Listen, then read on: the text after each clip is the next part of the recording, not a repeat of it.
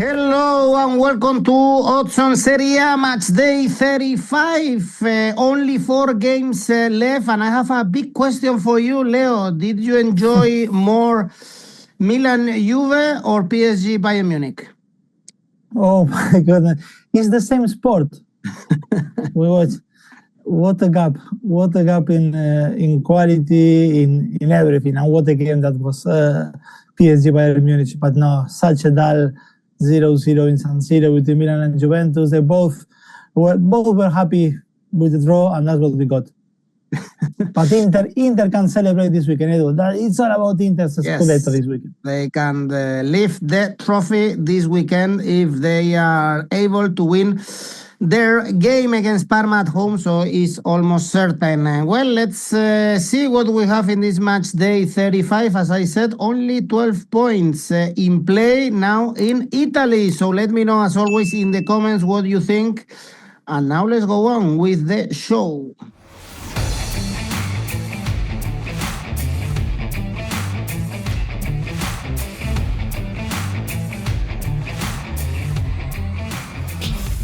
And for the 1st of May, Leo, Primo Maggio, big day actually in Italy. They do a big party in the capital. We have Pisa, Lecce, crucial game for Lecce. They now have 1 point more than Cremonese thanks to the point they got. The point they got, against Verona, and against Fiorentina. I was confused because Pisa lost again against Parma. It's only 1 goal scored in the last 5 games. Pisa can be mathematically relegated, Leo, and of course I would expect an under. Look, Pisa have scored 24 goals, Lecce 22, so it's really poor numbers, and let's see if Lecce are able to win this one because they really need the 3 points. They have to do. They can't take the day off because of Workers' Day or anything like that. Knowing Cremonese's defeat with Napoli, because remember they played on Friday at the Diego Armando Maradona, Napoli and Cremonese, and considering that they had Verona in front of them, Edu, I think if we want to see the glass half full, we should say the point against Verona was positive, because yes, as you mentioned, they left the relegation zone and so far they are staying up. But the glass half empty will tell us that it was a missed opportunity, because it is now 1 point gap with Cremonese, but could have been 3. And with a massive chance of making it 6 points gap on Friday with the Pisa and 9 points to play afterwards. But anyway, at the same time, almost by the end of the game, it could have been a tragedy for Lecce, footballing tragedy, because VAR had to intervene to rule out Verona's goal because of a foul in the build-up. It was the 2nd consecutive draw after the 1-1 with Fiorentina, and the last win was that crucial 2-1 against Cremonese at the beginning of March. Somehow they will need to find a way to score it. You were just mentioning the record of both teams in front of goal, but does not matter. They must do it. Because next match day for Lecce is Juventus. And for Cremonese will be Pisa, so they will have the chance to add huge 3 points. Cremonese next weekend, 5 goals scored in the last 10 away matches for Lecce, and 2 of those were in Sardinia to win against Cagliari. So if they did it there, why not? Why they cannot replicate it in Tuscany? With Pisa, yes, nothing new. Another defeat. 9 in the last 10 matches and 20 so far all season. They do have something in common, Lecce and Pisa, because I mentioned that the last win on the road for Lecce was against Cagliari, and for Pisa, the last home win was actually against Cagliari too. But my take here, Edu, yes, you need to go under, but I'm not going to go just under. It's going to be the combined one, Lecce double chance, combined with goals under 2.5. These two together, odds of 2.1. I would be surprised even if we see 2 goals in this game. Saturday, Udinese, Torino. This could be also the most boring game in Serie A, because these 2 teams are always in the middle of the table. not going to Europe, not being relegated. The big days of Udinese are long gone with Alexis Sanchez, with Di Natale. That was a great team, even playing Champions League. But well, at least we saw a great game against Lazio, 3-all, and Torino also plenty of goals, 2-all against Inter when they were 2-0 down. So let's hope we see goals in Friuli. Yes, Edu, and I think if there is something at play in Friuli is the inconsistency trophy between Udinese and Torino.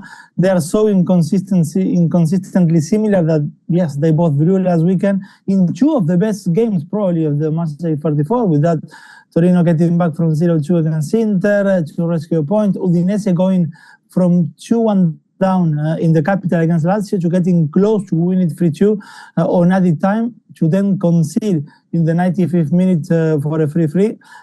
Anyway, for the Granata, it was a special afternoon for their fans, at least, as they spoiled a little bit Inter's party. There was great controversy, as well as was quite dubious, I would say, the penalty awarded for the 2-2 and scored by Nikola Vlasic, 8th goal of the season for him, MVP of the year for Torino.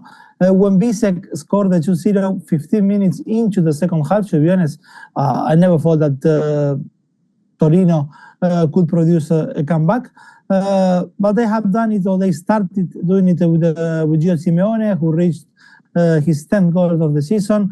The last time he managed double digits, that was 5 years ago in Verona, when he scored 17 and then was awarded the transfer to Napoli. It's just one defeat in the last 6 for Torino, winning 3, drawing 2. A win on Saturday will take them level with Udinese with 44 points.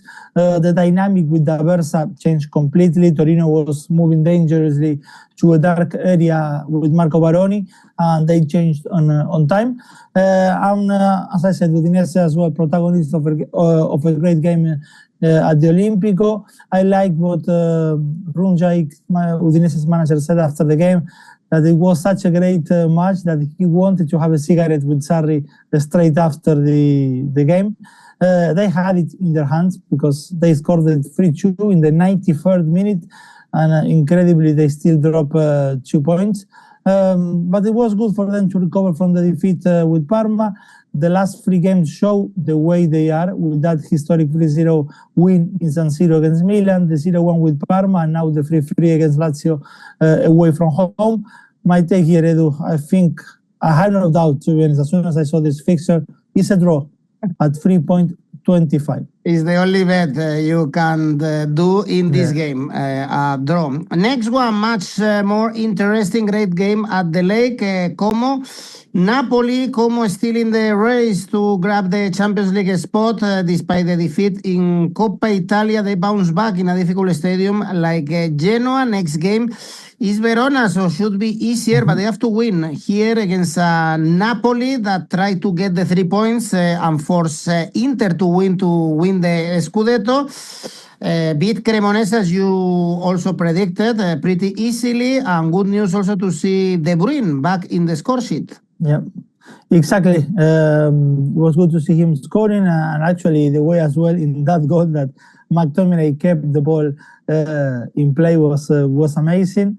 And good for 𝐭𝐿𝐴 to get back on winning ways last weekend, to be honest. There were some criticism to Fabregas before the game that he should adopt sometimes maybe a more pragmatic approach, the media thinking on the defeats against Inter in Serie A and also in the Coppa Italia, that sometimes, it's good to think a little bit more about the opposition, not just to be yourself the protagonist. But they had a good game, and they won't change the philosophy, and that's fine. It's perfectly fine. They had a good game, the win against Genoa. To add some more pressure, a little bit at least on Juventus, when still being level with Roma. They were without a win for a month. And Genoa was at the back of a couple of wins, so it was always going to be tough for them to go there. They solved many problems by scoring early with 𝗀𝗏𝗏𝗀𝗏𝗏. 12 goals this season for him, which is a good mark. They needed, I would say, to collect 10 points at least from now till the end of the season, to stand the chance of dreaming with Champions League. This one with Napoli is the toughest of the fixtures they have until the end, because then they're going to play Verona, Parma and Cremonese. So let's say you could get 9 points in those 3 games. Well, just do not lose in this one with Napoli. Best scenario, of course, to win. We will see if 𝐻𝐞𝐿 will be able to play. Because he needs to follow, I believe, concussion protocols. He was taken to hospital on Sunday, and he won't be able maybe to play. The talk at the Lecce as well was about that and about Fabregas being heavily linked with Chelsea this week. 𝐿𝐵𝐵 directors had to repeat again that he's not going anywhere in the summer, but we will see. And Napoli, yes, they did the job. Nothing spectacular, although yes, the 4-0 against Cremonese to recover from that draw with Parma and the defeat with Lazio.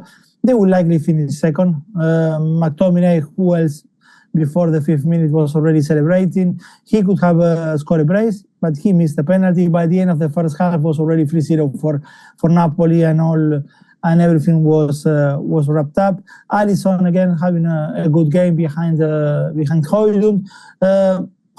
Conte was a happy man, just disappointed with Romelu Lukaku, who's back in Italy, back to training with Napoli, but apparently he didn't want to go to the office and say hello or have a chat with the Conte. So he said publicly after the game that he was very disappointed with Romelu. Probably he will be leaving in the summer.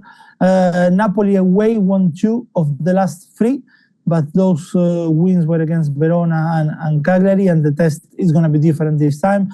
For 𝐿𝐵𝐴 is 3 wins in the last 4 at home. And that defeat was a painful one, of course, against Inter. First thing for 𝐿𝐵𝐴 and Fabregas is to regain, as what happened with Genoa, defensive solidity. They cannot afford to concede as it happened with Sassuolo, as it happened with Inter, especially, and not so many. But anyway, we know that usually we're going to find Napoli in the score sheet. 𝐿𝐵𝐴 at home, they do so as well. So my take here, Edu, both teams to score, yes, 1.91. Great game. This 𝐿𝐵𝐴 Napoli smart bet is going for over 1.5 goals in this game. It pays very little, 1.38. And also draw or Napoli, double chance, 1.66, since the Partenopei are the underdog for this game. 𝐿𝐵𝐴 are favorites. Really good game, this one. Atalanta Genoa is the next one. It's going to be very difficult for Atalanta to get into European spots next season. They lost in semifinals in Coppa Italia. They also lost in Cagliari despite the brace scored by Scamacca. It's a bad season after Gasperini's departure, and Genoa are safe, Leo, but lost at home in the last game to 𝐿𝐵𝐴. Yeah, so I think those hopes of Europe are already have gone away with that defeat in Sardinia for Atalanta. They managed to get back on their foot in the first half because they were losing 2-0, and then, as you mentioned, Scamacca scored a brace. They were 2-2, 10 goals for him in 22 matches.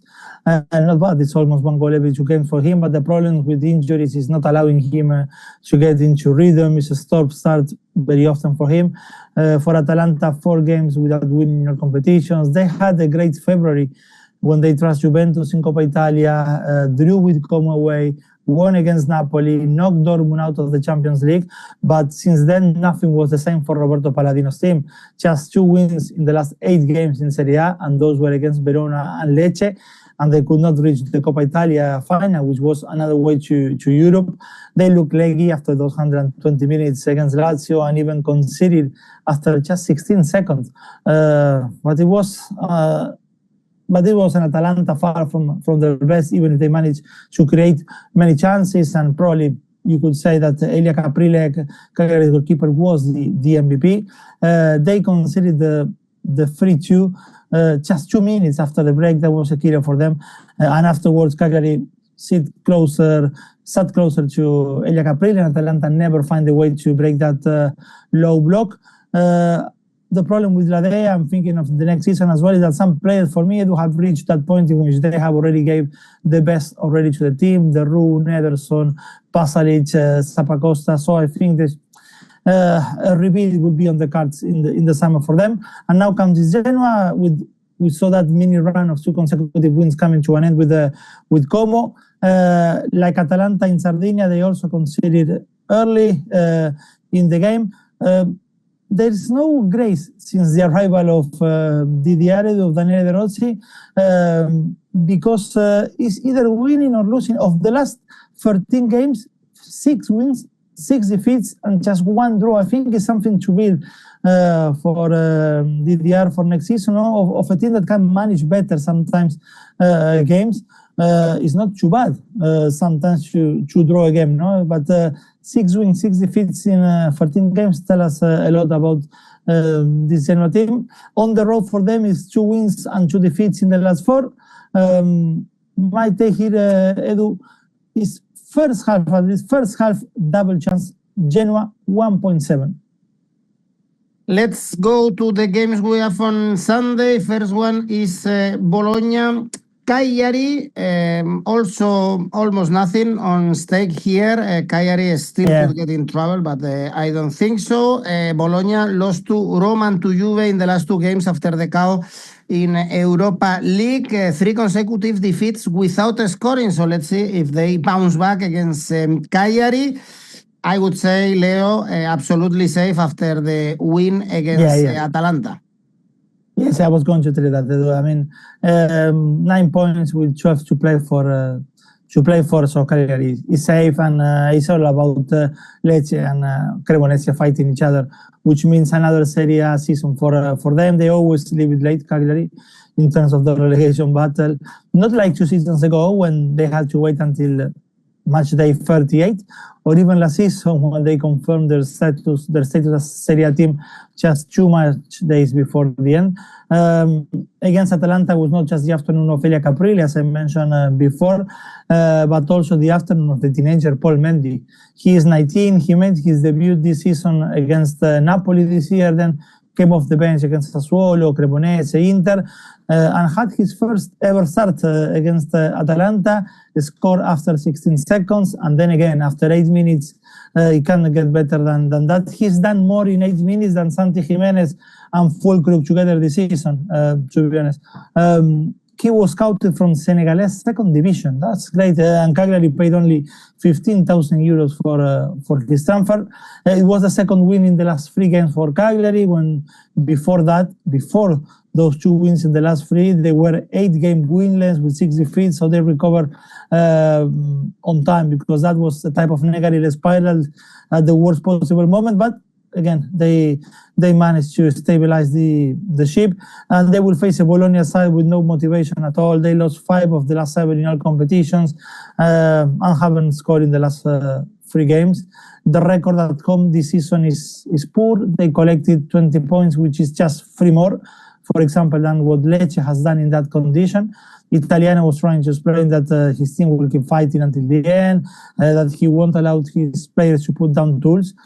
He has a chance to show that against Cagliari, which now, Edu, knowing that relegation is not anymore an issue, I think they will be a little bit more relaxed. There won't be pressure on Cagliari, and that relaxation could play in Bologna's favor. They do have the players to get back to scoring again. I'm not saying to go for X1 here, but that Bologna has the players to score again here, yes, I do believe so. That's what my take in this Bologna-Cagliari on Sunday. Bologna first team to score, 1.61. Okay, more things on stake in the Sassuolo-Milan game. For Milan, they have +6 with 𝐿𝐭𝐵E, so still they have to sign off their Champions League spot for next season. Very important for them. The game against Juve, well, I guess it's a positive draw despite the game, keeping the distances with Juventus and 1 game less, but it's only 1 win in the last 4 games. Sassuolo drew with Fiore and beat 𝐿𝐭𝐵E, so can be dangerous actually, this Sassuolo. Yes, Sassuolo can always be dangerous. Edu, and Milan does not give you any guarantees. And yes, I think Max Allegri probably was the happiest man with that 0-0 on Sunday, because the draw did not allow Juventus to get closer to the 3rd place, and that leaves Milan very close to the Champions League. 6 points clear of 5th with 12 to play, as you mentioned. I think, if we think of Milan this season, not lately, we think of a team which is struggling in front of goal. But it tells us a lot about 𝐻𝐿𝐴 that this week, when we all think, all the talk is, okay, how difficult it's been with their forwards for Milan this season. Pulisic have not scored in 2026. Full 𝐋𝐞𝐭 Jimenez, Leao has not been up to the standard. They announced that they are very close of signing what? A defender, not a striker. Mario 𝐬𝐭𝐵, who is leaving Lazio in the summer and will play for Milan. 𝗀𝐿𝐴, talking about strikers for Milan, 𝗀𝐿𝐴 will be leaving. He's up for sale, but for a big loss, because I don't think that there will be any team willing to pay close to the 35 million euros Milan pay to Chelsea. We know that Rafa Leao asking price has dropped, and that Manchester United apparently, that's what they say in England, is happy to take the risk and even offer 2 players to help pay for the transfer. We know that Santi Jimenez is leaving as well. And Pulisic is a strange case, Edu.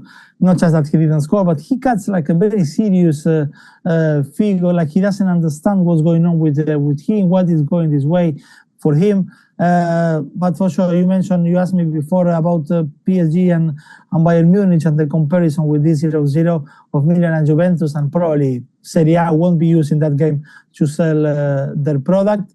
And I think in a way the 0-0 reflected, Edu, all the issues around the Italian football and Serie A. There were just 5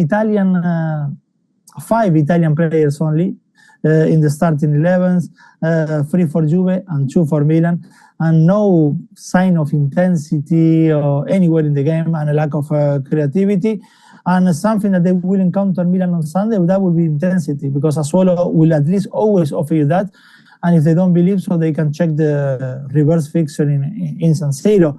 They're at the back of a 0-2 Sassuolo, in their case against Fiorentina, 2 points behind Lazio and Bologna. So to finish 8 is doable for Sassuolo, I believe. They won 7 and drew 2 of the last 14 matches. At home is 5 wins in the last 7, so I don't see Milan here as massive favorites. I don't feel a fool for going all Nero Verde here. Sassuolo to win is something I will take at 4.75. And of course, as well, Sassuolo double chance 2.15 is also a very good take here. But why not that Sassuolo to win at 4.75? Yes, Milan don't look really well in this moment in time. I have to say, Leo, that I was surprised to see Max Allegri in the list of Real Madrid managers in the rumors, at least, because I think his best time is gone, but still qualifying. But will you go for Mo? But will you go for Mo? I mean, because if it's not Allegri, apparently, yeah. Oh, okay. At this moment in time, I wouldn't be shocked or angry, let's say, seeing how the dressing room has evolved. Okay, let's go back to Italy. Juventus, Verona. Juve to win is only 1.2. Still open the 4th spot in the table after the draw with Milan. 3 consecutive wins. Before that, they were in a good run, actually. And well, Verona going to Serie B. Leo, this is the safest bet of all, Juve to win. Yes, absolutely, Edu. Similar case, not just for the 0-0 with Milan, but also the player they announced they're signing, in this case Juventus, and also the position, because if Milan got Mario 𝐬𝐿𝐴 from Lazio, we got to know that Juventus close to signing the Ecuadorian centre-back, Joel Ordóñez from Club Brugge, 22 years old. He's a very good player, apparently closer to 40 million they are paying. Yes, it's in their hands, Champions League football for Spalletti, for Juventus, because they have a very favorable fixtures: Verona, Lecce, Fiorentina, and Torino.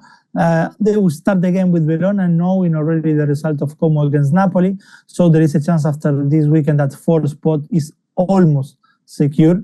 In San Siro, we had a Juventus that did not want to get caught in transition. Spalletti spoke many times of how Milan and Leao could hurt them in those situations. So even when Juventus attacked, They never did it with many players. The idea of not leaving space in behind. Francisco 𝐻𝐿𝐴 was one that tried the most in attack. Jonathan David and Jeremy Boga were not afforded opportunities. 𝐿𝐴𝐴 only came to play the last 10 minutes, so there was little creativity in attack for the 𝗵𝗵𝐾𝐿𝐴. Little chances as well for players like Kefren Turam or McKennie to arrive to the box by surprise. Lately, the defensive trio for Spalletti started to gel and work well together, Bremer, Kalulu and Kelly. But in that regard, I think Ordóñez will be an upgrade for Kelly, but we will see next season. Anyway, against Verona, there is not many upgrades they will need, and a defeat will officially leave them in Serie B. The 0-0 with Lecce, very little, very late. My take here, Edu, Juventus Asian handicap minus 1.5, odds of 1.72. Yes, clear win, this one for Juventus. Smart bet going for both teams to score no, so you can bet also on Juve to win 2-0. Could be another option. Yeah. And the late kickoff on Sunday is Inter Parma, when Inter can win the Scudetto, another one, and remember they are in the Coppa Italia final. Yeah. Well, Parma are having a good end of the season, Leo. They beat Pisa, they beat Udinese, no defeats in the last 4, but of course this is all meant to be a Nerazzurri party. Absolutely, Edu, amazing how sometimes destiny works, because Christian 𝐭𝐿𝐴 has the chance to celebrate his first managerial title against the team that gave him his first chance in this job last season. Maybe there won't even be a need to win, because if Napoli and Milan lose their games, Inter will be champion before kickoff. Carlos Cuesta knows what does it take to upset San Siro, because Parma won there against Milan in February. But there is no other scenario, in my view, here of that not to end with the Inter lifting the Scudetto on Sunday night. With Torino, Inter got a little bit of their own medicine, because they were still buzzing from those fight-back wins against Como in Serie A and in Coppa Italia. And in Torino, they took a lead of 2-0 15 minutes into the second half. And in the end, they had to feel a little bit lucky of not losing the game, because, as Chibu said, it could have been worse, with Torino pushing in the final minutes. There was some regret, of course, for them, because they could have the match in their hands, but they end up finishing suffering. But still, I think the worst for them, Edu, more than the 2-2, is the news that 𝐵𝗚𝗏's injury with Como in Coppa Italia might leave him out of the final against Lazio. That's why Susic got to start in midfield alongside Zielinski and Barella in Turin. Darmian played again on the right wing-back position, because they're still managing the minutes of Denzel Dumfries, who came only with 10 minutes to play. But he already said he wants to start on Sunday against Parma, in the game that could see Inter lifting the trophy. 25 wins, Edu. 80 goals scored for them this campaign, with Lautaro and Thuram scoring 28 of those goals. Inter side that started slowly this season, Edu, because after losing the first derby against Milan, after losing that game, they won 14 of the next 15 matches. And they only lose again when the derby with Milan was in front of them once again. So I did not think that Chibu, and I've been saying this in other shows, previous shows, will be delivering the Scudetto in his first season after the departure of Inzaghi. The challenge next season for him is not to suffer the Arne Slot second season syndrome. And for Carlos Cuesta, Edu, a season to remember as well. In his first managerial position, the youngest coach in Italy, one of the youngest one in Europe, 42 points, 12th in the table, outstanding for him and for Parma. But for Sunday night, it's all about Inter. My take here, Inter halftime, Inter full-time, 1.75. Great job by Christian 𝐭𝐶 indeed in the first year with Inter. Massive job task, and he is going for a double. The Scudetto can be this week, and Coppa Italia at the end of the season. And we have 2 more games on Monday. Cremonese Lazio waiting for this Coppa Italia final, but in the meantime getting decent results. Well, last one against Udinese, but they are in a good moment. Cremonese, they have to react. Leo, they lost to Napoli, as we mentioned before, 4-0. No goals scored in the last 3 games. Cremonese need at least a point. Yeah, but for me, they are packing, Edu. I just do not see it otherwise. And against Napoli, it wasn't, or at least in my view, a case of a team that drops everything in a game because they know they stand no chance and better to prepare for the upcoming fixtures, which might be more accessible to them. The 4-0 thrashing was the certificate for me of a team that does not have the tools anymore to fight. It's a shame because at the start of the season, it was promising for them. They had as well the Jamie Vardy effect. Poor Vardy got relegated last season with Leicester. And the symbiosis continues because Leicester got relegated again now to League One in England, and Vardy is getting close to being relegated to Serie B. 1 win, 14 defeats in the last 20 games. Very difficult at that. They are playing on Monday night, and by Friday, 10 p.m., Edu, they could be already 4 points behind Lecce. It's true, next match day for Cremonese is Pisa on the cards. And as you said, maybe a point could be very, very good for them. Just at this point, I cannot see them even snatching that. And they will face a Lazio side who's been growing in confidence. Matchday 34 provided another example that they are one of the best teams in Serie A when it comes to rescue points on added time, with Udinese scoring in the 93rd and Lazio equalizing in the 95th. And they have done it this few times this season. Against Udinese, Sarri had Niccolò Rovella back in the squad after 2 months injured, and that is a great boost for the end of the season, and also looking forward for the Coppa Italia final in a little bit more than 2 weeks. We got Pedro scoring, and that is always something to celebrate. It was also for sure the best time in the last 2 seasons for Daniel Maldini, who had it tough with the Monza last season, had it difficult with Atalanta this season too, and now celebrated his first goal with Lazio. My take here, Edu, is going to be all the way 𝐿2, Lazio to win 2.3. Very good odds, actually, to back Lazio. Yeah. And the last game is Roma-Fiorentina. Roma is still in the race for the 4th spot, only 3 points behind Juve. Yeah. But they have to win here, of course, after beating Bologna in the last game. Next one is Parma. It's going to be very difficult for Roma to grab the Champions League spot, but at least they have to try for the Europa League 1. And Fiorentina on holidays, Leo. Yes, they are Edu, and for Roma a little bit of a revenge maybe of what happened in the Europa League against Bologna, to go and win away to 0. And to leave the dream of Champions League football still a little bit burning, a little bit, but I don't think so. At least, it seems from outside that Ranieri is leaving, has cleared the air for Roma to get back to winning ways. Malen scoring, they kept a clean sheet. It's not only Ranieri leaving, but in the coming weeks, the sport director Massara will follow, and the picture we get is that of Gasperini taking full control of the football operations in Roma, which could be crucial going into the next season for him to stay. One close to leave is 𝐵𝗵𝗏, who in Argentina they keep saying that has everything arranged with Boca to play with Paredes again. For Argentinian football, that will be massive to have him. But his focus is on finishing strong with Roma because he wants to go to the World Cup. He said this week.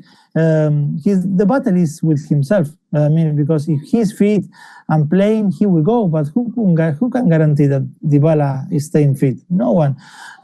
Nico Gonzalez is almost out injured of the World Cup, so his chances are there. But we will see. For the Giallorossi, 3 wins in the last 5, Edu. Playing at home, undefeated in the last 10 games with 7 wins. And Fiorentina, arrived at the back of the 0-0 against Sassuolo, already on qualies. I said in last show, they have been doing the minimum to stay up. And just to start thinking about the next season and to cross the finish line. This said, there are 7 games without defeat, 3 wins and 4 draws in that process. For Roma, there is no tomorrow, and only a win will do for them. That's what my take here is Roma to win combined with goals over 1.5. These two together, odds of 2.2.